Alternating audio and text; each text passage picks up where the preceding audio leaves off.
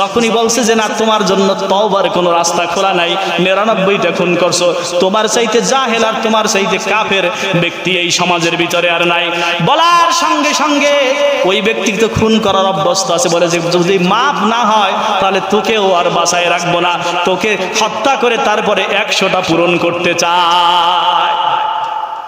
আমার যদি মাপই না হয় তাহলে তোরও শেষ করবে জায়গা। কথা বুঝতেছেন? রাগী মানুষ হত্যা করে দিল ওই ব্যক্তিকে, 100 খুন হয়ে গেল। খুন হওয়ার পরে মনের ভিতরে অনুশোচনা জাগছে, ওই যে যখন নেয়াচ্ছে যখন ঘুরে যায় তখন আল্লাহ নেকি লেখা শুরু করছে, হেদায়েতের রাস্তা উঠাই দেবে আল্লাহ।